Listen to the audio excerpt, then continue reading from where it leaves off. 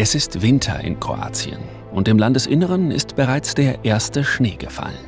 Noch liegt der Nebel tief auf den Feldern und die Luft ist eisig. Doch auf dem Sammelplatz für die heutige Drückjagd herrscht bereits reges Treiben und die ersten Vorbereitungen laufen bereits.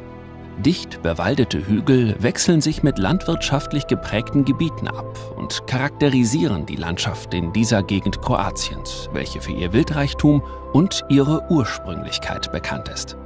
Die industriell geprägte Stadt Kutina ist hier der nächstgrößere Ort und grenzt an den Naturpark Lonjsko Polje, welcher zu einem der größten und besten erhaltenen Feuchtbiotopen Europas zählt.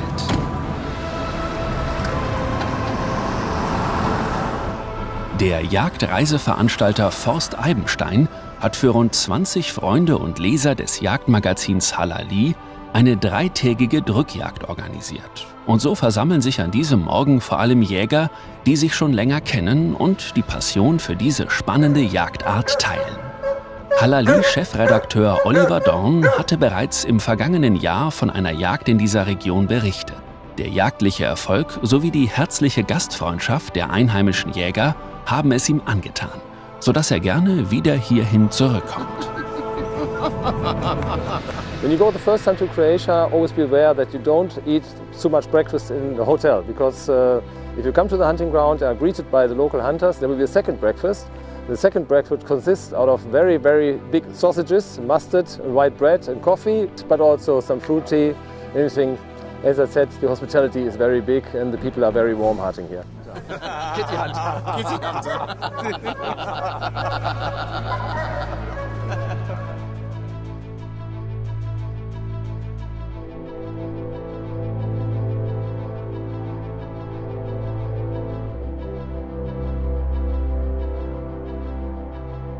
Wir sind hier in Kroatien im Revier Kutina. Das Revier Kutina hat eine Größe von 5000 Hektar, ist ein enger Partner von uns. Und wir betreiben hier Einzeljagden und Gesellschaftsjagden. Und bei den Gesellschaftsjagden arbeiten wir so, dass wir immer eine Größe von Gruppen von 30 bis 35 Leuten nehmen und dementsprechend auf Schwarzwild und Goldschakal jagen. Die Stimmung unter den Jägern ist gut und damit die Standverteilung gerecht erfolgt, entscheidet das Los. Der Wald sieht vielversprechend aus und die ersten Schützen rücken zu Fuß ab, während die restlichen Jäger noch mit dem Auto zu ihren Ständen gebracht werden müssen. Die Spannung steigt, als sich die zweite Gruppe langsam in den Wald bewegt und ein Schütze nach dem anderen leise seinen Stand einnimmt.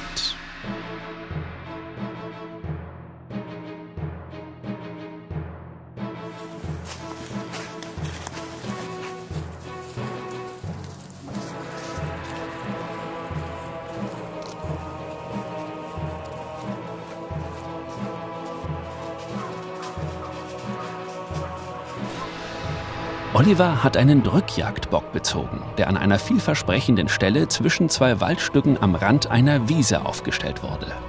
Kaum ist die Waffe geladen, geht es auch schon los.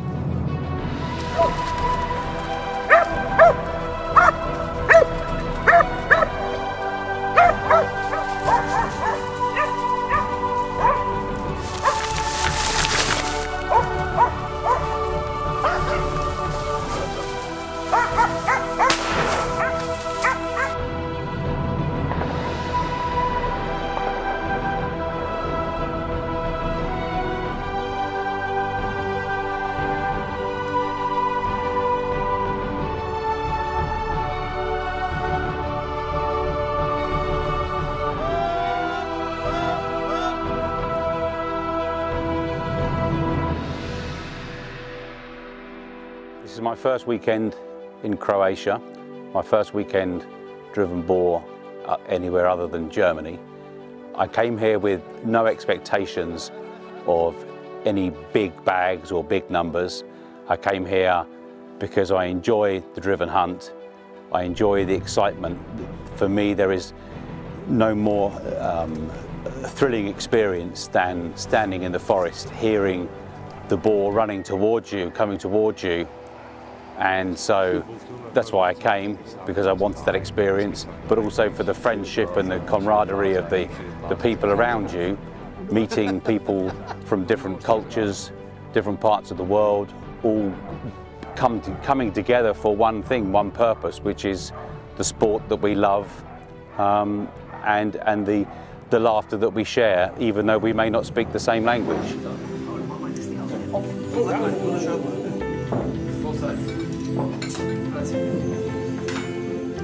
Nach einem ereignisreichen Vormittag, an dem schon die ersten Sauen gefallen sind, gibt es im Jagdhaus des örtlichen Jagdvereins ein deftiges Mittagessen.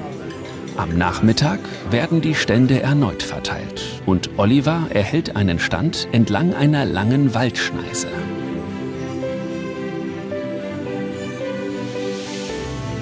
Der Platz scheint vielversprechend zu sein. Vor und hinter ihm Hochwald, dahinter Erlenbruchwald und dichtes Gestrüpp. Eigentlich ideal. Doch, wie es so oft bei der Jagd ist, haben Oliver und seine Nachbarschützen diesmal keinen Anblick und kehren ohne Beute heim.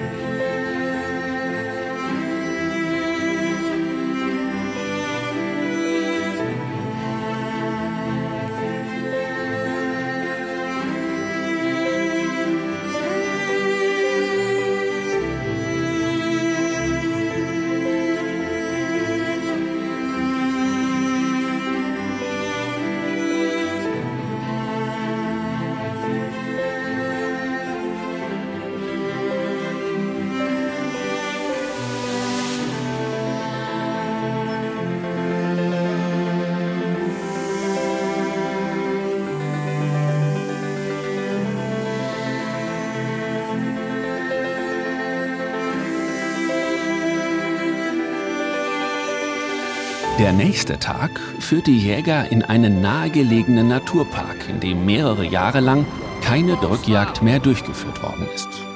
Am Rande des Jagdreviers werden die Fahrzeuge abgestellt und die Schützen steigen auf 2 Schlepper, die im Naturpark für Arbeiten verwendet werden. Es dauert eine Weile, bis jeder der Schützen seinen Stand eingenommen hat. Und diesmal begleitet die Kamera Olivers Freund Gary Tate, der mit einigen anderen Jägern aus England angereist ist. The morning in the high seat, the morning I will never ever forget. So we arrived at our seat position and at first I thought this is fantastic, the best seat in the house. From here I will be able to see everything and command the land below me until my head rose above the parapet and the wind hit me. I think within about 2 minutes I was really getting cold. Within 10 minutes, I was freezing. Within an hour, I wanted to die. But yeah, it was quite an experience. Here we are, this is my stand. We've been put up into a tower to shoot from a tower. So it's really exciting, possibly a really good opportunity. We have 4 lanes.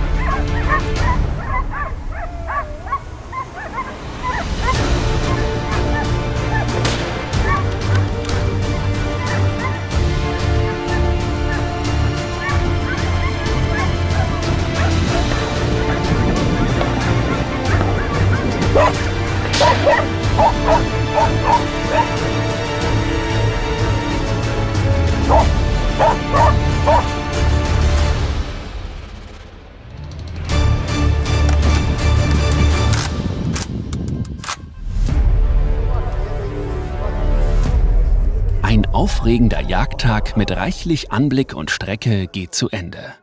Und während die einen sich stärken, helfen die erfolgreichen Schützen beim Versorgen der Strecke.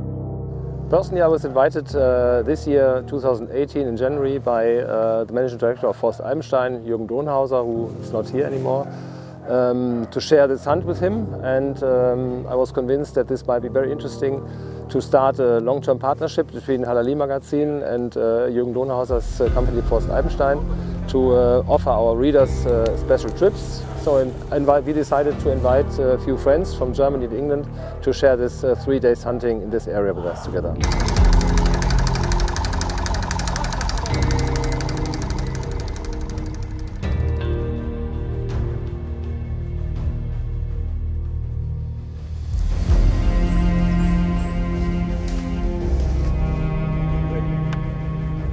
The driven hunt is not the easiest way to hunt. It can be dangerous because there's a lot of people involved. There's people on the high seats or on the ground with rifles, of course. There's dogs in the drive.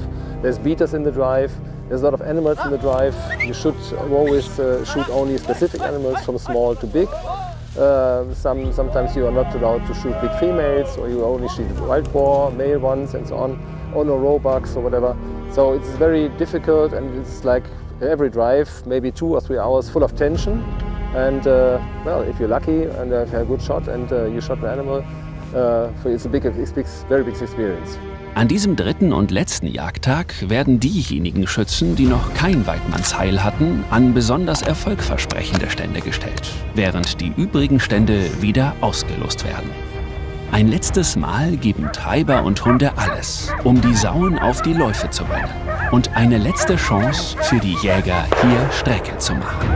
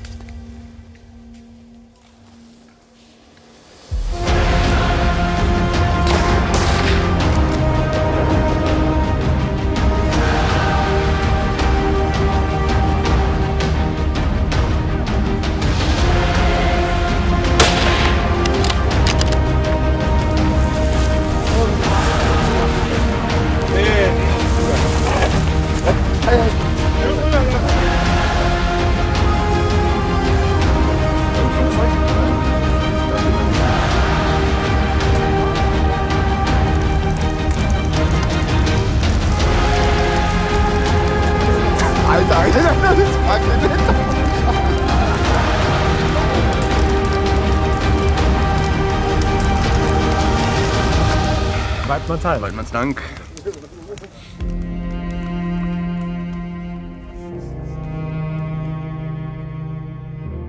So I think the moment that you wait for, you stand in the forest and you wait for, is the moment when you first hear the animals coming.